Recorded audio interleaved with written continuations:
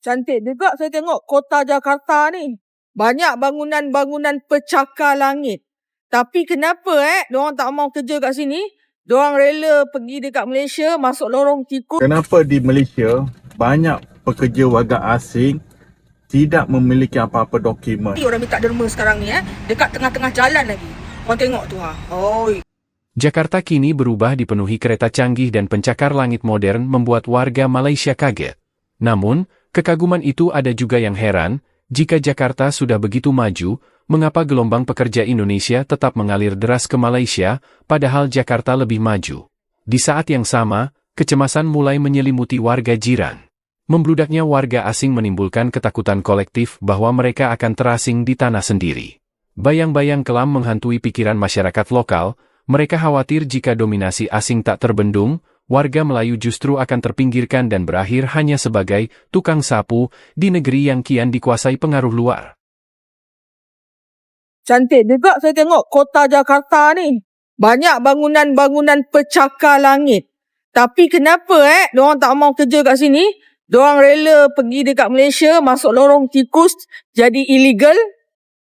Kat sini banyak ni lowongan bekerja ni. Kerja dekat sini pun okey Banyak bangunan-bangunan tinggi saya tengok. Tengok pemandangan di Jakarta memang agak cantik lah. Tengok belakang saya ni. Tu dia. Ini di bundaran. Siapa yang datang kat sini boleh melawat kawasan ni juga.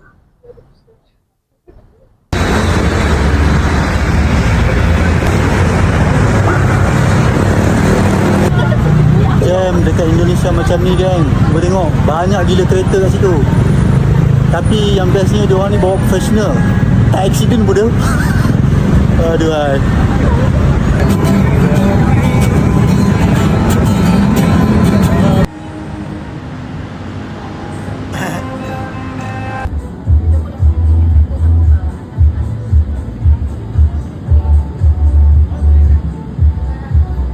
Hey guys, aku lagi main nih di PIK dan aku lagi keinget sama cerita teman aku dari Malaysia.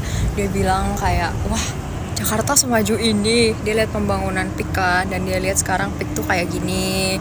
Terus dia lihat Jakarta ternyata maju banget. Jadi kayak, wah seneng sih di mata dunia paling enggak Jakarta atau Indonesia itu jadi kayak negara yang lebih maju. Gimana menurut kalian guys? Kenapa di Malaysia banyak pekerja warga asing tidak memiliki apa-apa dokumen? Senang kata kosong. Sebab apa? Ejen ataupun orang yang nguruskan permit ini cas terlalu mahal berbanding dengan apa yang kerajaan tetapkan pembayaran dia. Ini saya ada satu pasport bahagian peladangan dia punya pasport.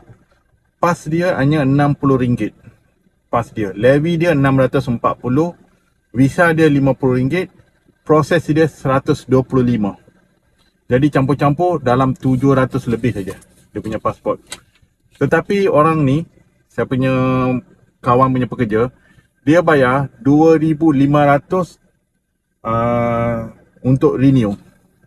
Tapi tahun yang pertama dan kedua dia bayar hampir RM3,500. Sebab itu, ramai yang tak mampu memiliki permit ataupun pasport. Kita tahu kan, pekerja yang datang dekat sini, mereka dalam bidang-bidang pekerjaan yang orang Malaysia yang kurang berminat dan bahaya. Contoh macam dekat kawasan ladang, buat pembangunan, itu aja diorang datang Malaysia untuk nak kerja. Bukannya dia nak kerja dekat JPJ, bukannya nak kerja dekat TNB, Sokso, Celcom, DG, dekat Tenaga Nasional. Bukan dia orang nak minta kerja dekat situ pun. Kerja-kerja, bidang kerja yang kita orang Malaysia yang sendirian tak nak buat kerja. Bos, kalau rakyat Malaysia meniaga macam-macam lesen kau minta Kau tengok pendatang haram meniaga macam mana. Tengok bebas.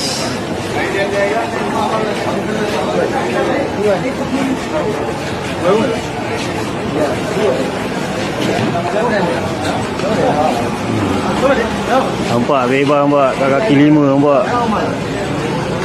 Kalau rakyat Malaysia miaga, nak miaga, macam-macam lesen kau orang minta. Kalau boleh sok pajak pun kau nak. Kau tengok pendatang haram miaga macam ni boleh. Okey, selamat tengah hari. Terima kasih kepada pihak-pihak media yang hadir hari ini. Saya Mutapan selaku Setiausaha Agung MIMTA, Malaysian Indian Metal Traders Association. Okey. Kami berkumpul di sini hari ini sebab kita dah dekat 20 tahun tak dapat pekerja asing untuk sektor barang-barang lusuh. Okey, dah saya rasa kalau nak ikutkan dah 3 menteri dah bertukar.